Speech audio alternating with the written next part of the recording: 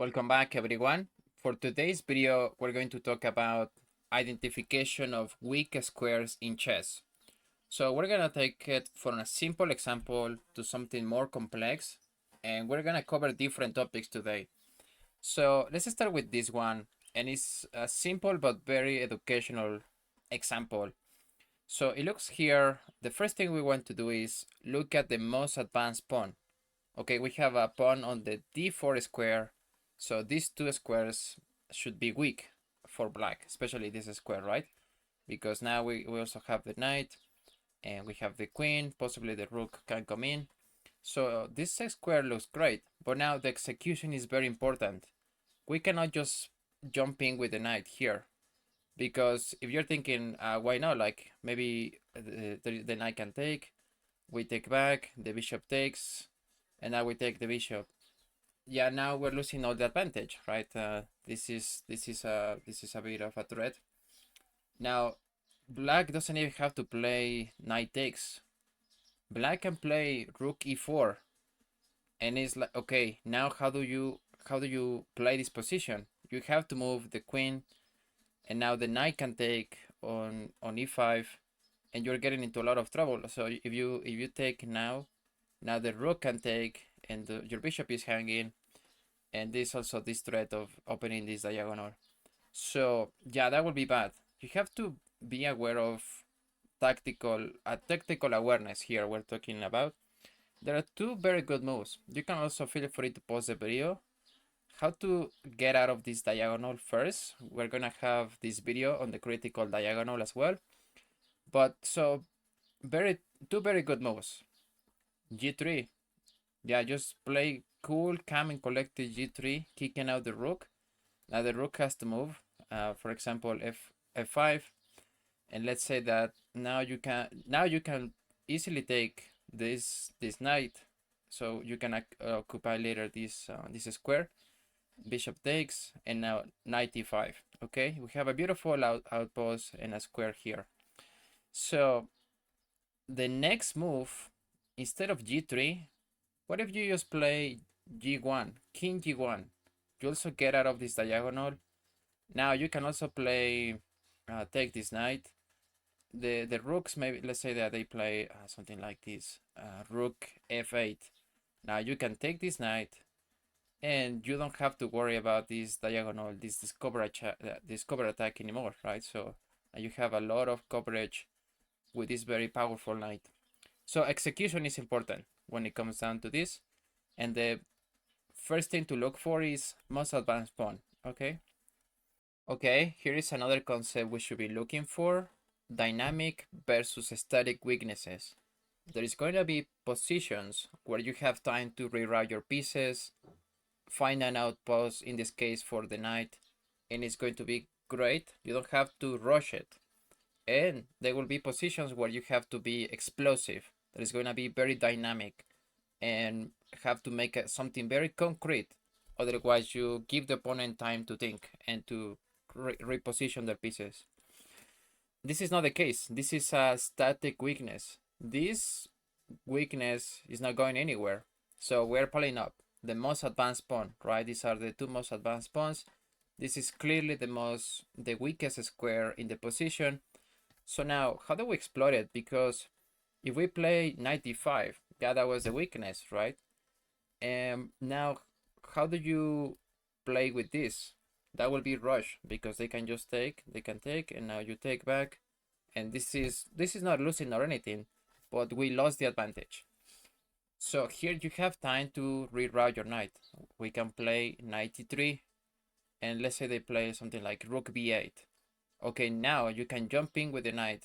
If they trade, you can trade back, and you have a winning position. Here now also you're threatening to maybe jump in here with the knight.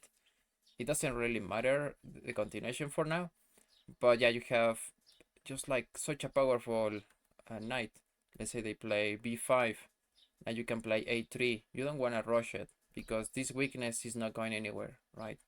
Okay, so this is going to be a great example of a dynamic weakness. So let's say that we identified the most advanced pawn here. which is e5. So there has to be something here on d6, right?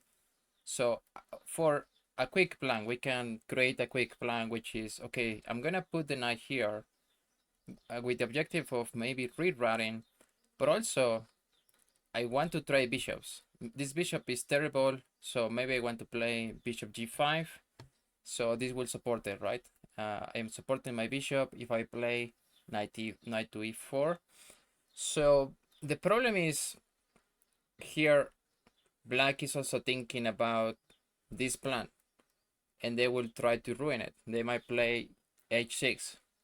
So now you have to create another weakness, because also the move, let's say that you want to move to g5, let's say they don't take, they just ignore it. But my point is to reroute this knight, okay? Is to reroute this knight and put it on this square d6.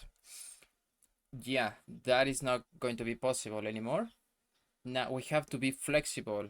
How do we create another, like a second weakness, or how do we change this weakness? Interestingly enough, we can even put the knight here on d6. And what I said before about not rushing, in this one is very possible, because now the identification of a second weakness is important. The problem here for black is this pawn now is hanging, right? They have to move this knight. Have to move this knight to d5. It's one of the best moves in the position. Now we can play rook f to e1, and we are attacking this backward undefended pawn. It's not backward, but it's undefended, isolated pawn. And now let's say they play rook f5. So yeah, we can take this pawn, trade queens, and we are up a pawn. It's a better position. Another variation, so if you're thinking, a second here, so, you can also occupy. Yeah, you can also occupy 95, which is excellent, because now if they take, you take, and you are creating another weakness in this. Although it's harder to see how we can exploit this, it's still winning. It's still winning, but see, it's very dynamic. The weakness is changing. So the next thing we want to look for, we sit at the board, and we should be looking at the defenders of the king. Who are the defenders of the king? Usually it's the knight and the bishop.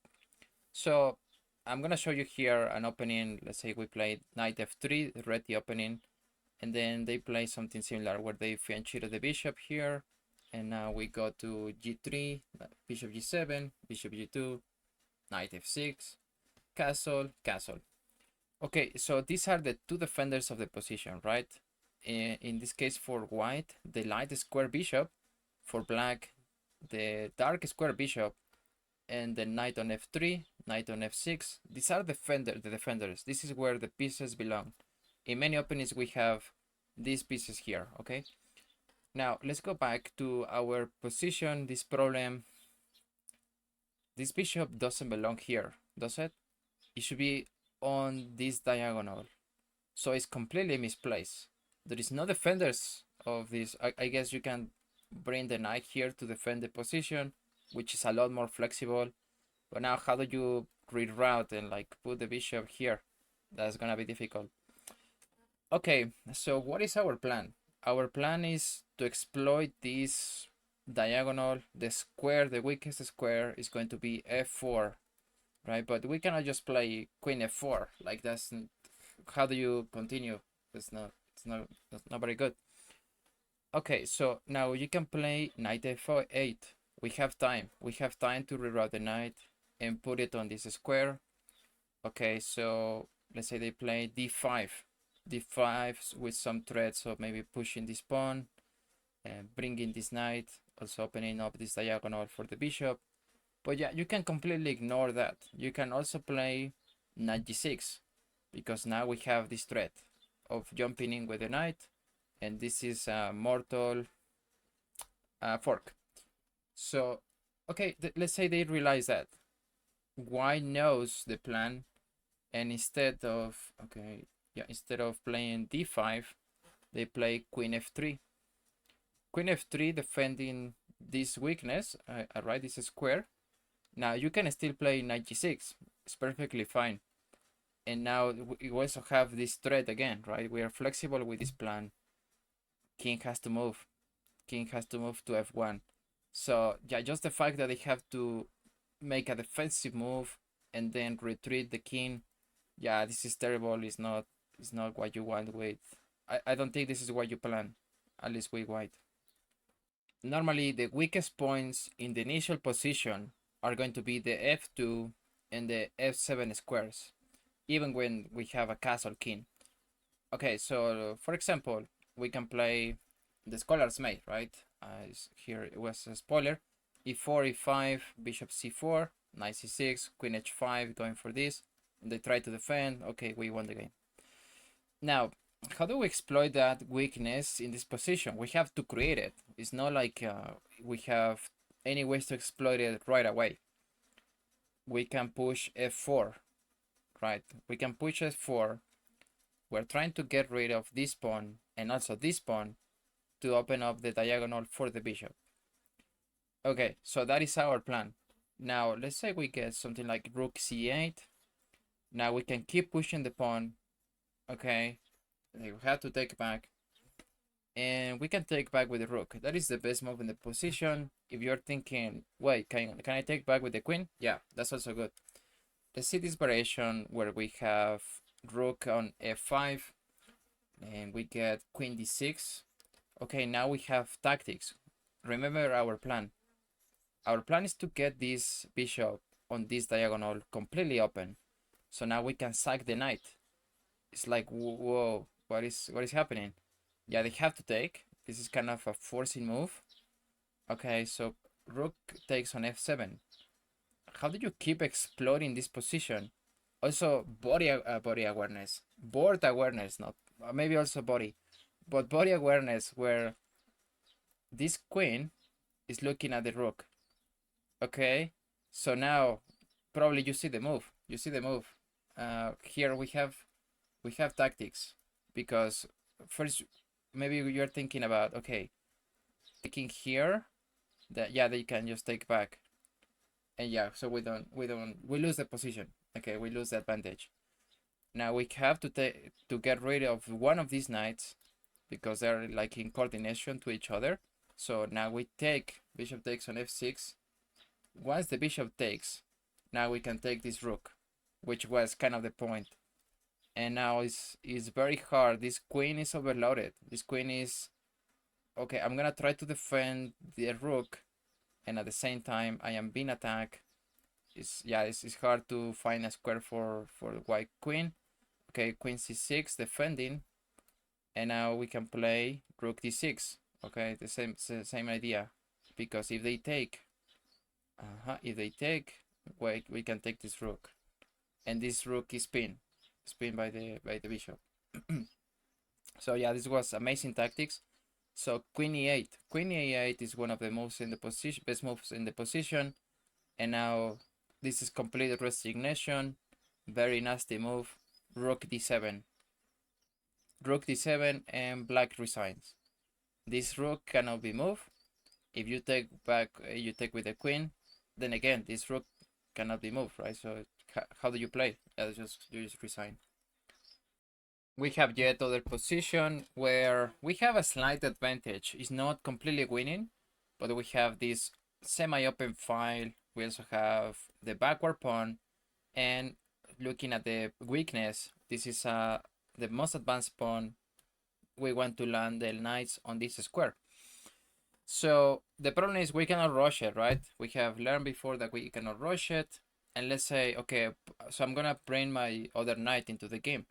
But if you play 93 with the idea of doing this, then it's not gonna work either, because here they can push the pawn, and now we are not even protecting here this square, right? So a much better route for the knight is going to be on a2. Okay, we're gonna have the same idea, but yeah, we have a better route for it. Now if they play d5, we can trade everything. We can trade everything here, and we're completely winning, right? We just trade everything just to show you. So yeah, we will have the advantage there. So that is not really a move. And okay, so what you're thinking maybe, okay, but white, so black can play a5. Yeah, the problem is now where black is creating another weakness on b5, right? So this pawn was defending this square b5. We cannot land the knight here, and yeah, it's not gonna be, that is not gonna be a move. Oh, sorry about that. Let's just go back. So let's go back here. They play a5. Now we can even land the knight here, but we don't change the plan of putting these two knights here. We can actually put the bishop to b5. Okay, so that is going to be annoying, covering all this diagonal, and we can also hit the queen later. So let's say they go knight f8, which is one of the best moves in the position. Now we can go knight e5. Okay, we jump in with the knight, and they take knight takes. We take bishop b5. Okay, they have to move. They have to move away, and now we can play bishop c6, hitting the queen. So it's almost like we got an outpost for the bishop on this square. Now queen has to move, and we are completely winning. We can bring the knight here later, and it's looking great. So yeah, whenever we see this type of problems, whenever somebody pushes a pawn, yeah, we're gonna encounter another weakness, right? So that is going to be a problem. So wait a second, what if they don't play a5? Okay, so we go with the plan we had in mind before. Let's say they put the knight here on c5, which is kind of annoying. Now we can go with this plan of, okay, knight to b4. We're gonna put these two knights on d5. That is the whole idea. Knight b to d5. So they take with the knight, we take back, bishop takes, we can take back with the queen, queen takes, we can take with the rook, g6, basically trading everything, c3, rook a to c8, bishop to b5. So we're getting again like an outpost with this bishop, and it's not completely winning, but it's still a slight advantage, 1.66, and we are better off. Another big issue in any position is going to be having holes in the position. So this is white to play, but I'm going to flip the board to see from black's perspective what are my problems. So I have a few issues, I guess. First, I would be kind of concerned about the check, but there is no continuation. So okay, that might not really be a huge problem.